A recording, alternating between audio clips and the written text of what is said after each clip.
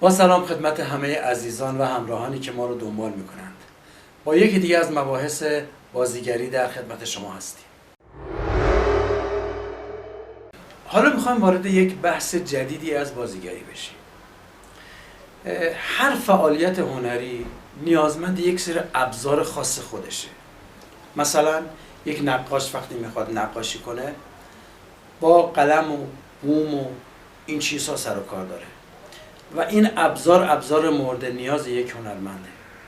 یک سینماگر وقتی میخواد یک فیلمی رو بسازه، جدای از فیلمنامه و بازیگر، نیاز به یک سری ابزاری مثل دوربین و این امکانات فنی سینما داره. اما بازیگر تنها هنرمندی هست که همه این ابزار رو همیشه با خودش داره. قرار نیست از جایی بگیرد یا از جایی بخرد. یک بازیگر تنها ابزاری که دارد بدنشه.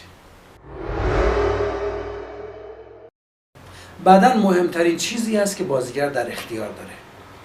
بیان و حرکتایی که حالا بهش خواهیم پرداخت. اما بدن چی هست؟ ما اول باید بدن خودمون رو بشناسیم. اگر خاطرتون باشه تو ویدیوهای قبلی من یک مطلبی رو گفتم که اگر ذهن آرامش نداشته باشد و ذهن آماده نباشد، ممکن است ماهیچه‌ها دچار انقباض بشه و نتونه اون اتفاقی رو که باید روی صحنه بیفته. متقابلا عکس این هم وجود داره. اگر شما بدن آماده‌ای نداشته باشید، قطعا در اجرا به مشکل می‌خورید. استانیسلافسکی یک مثال میزنه. من این مثال رو براتون بگم شاید بهتر منظور منو متوجه بشید. میگه تصور کنید که شما یک تکه سنگ خیلی بزرگی رو دوشتون هست و دارید از یک جایی که خیلی هم سنگلاخ هست عبور میکنید. در این حین به شما میگن که یک شعر بخون یا یک خاطره از گذشته برای ما بگو. میگه این خیلی سخته براتون، چون شما انقدر منقبض هست ماهیچه‌های بدنتون که قدرت تخیل و قدرت فکر و ذهنتون آزاد نیست. بنابراین نمیتونید به اون راحتی به اون چیزی که میخواید و از شما میخوان برسید. باید چیکار کنید؟ باید سنگ رو بذارید زمین، ماهیچه‌های بدنتون آزاد بشه، به آرامش برسید. حالا ذهن خود به خود شروع میکنه به فعالیت کردن. چی رو میخواد بگه؟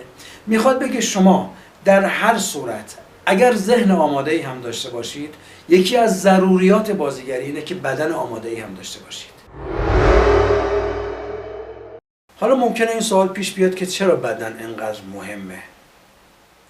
ببینید، یک راه رفتن معمولی رو شما نگاه بکنید.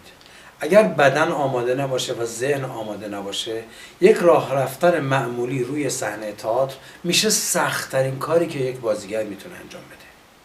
چرا؟ چون آمادگی نداره.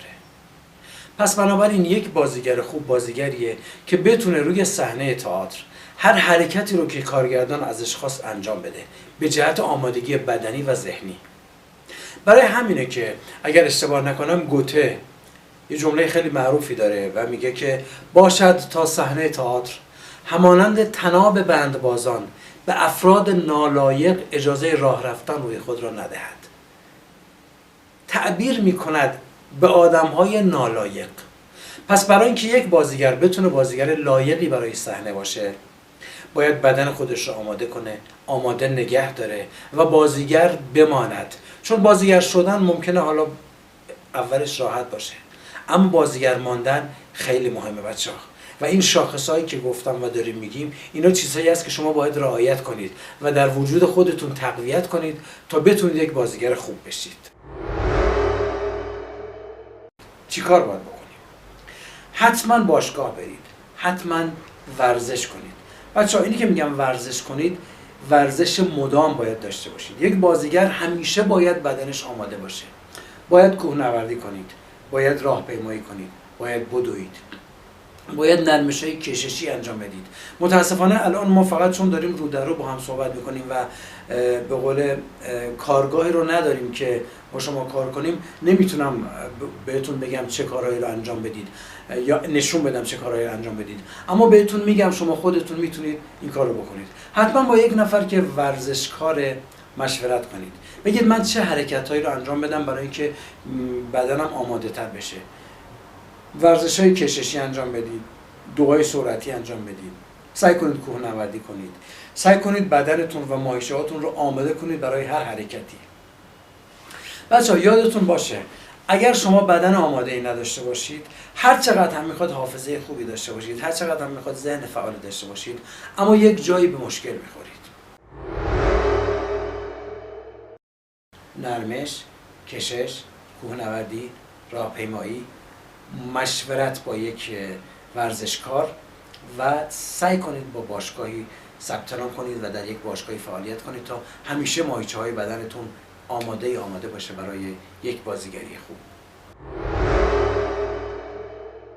خب دوستان، ما رو فالو کنید، ما رو لایک کنید، کامنت بذارید، نظراتتون رو به ما بگید که ما بهتر برای شما کلاس برگزار کنیم. ما رو به دیگران معرفی بکنید. دوستانی هم که احتمالاً اینستاگرام ندارن یا در فضای اینستاگرام فعالیت نمی‌کنن، میتونن ویدیوهای ما رو در آپارات ببینن. اونجا ما برای شما این ویدیوها رو بارگذاری می‌کنیم. خدا نگهدار.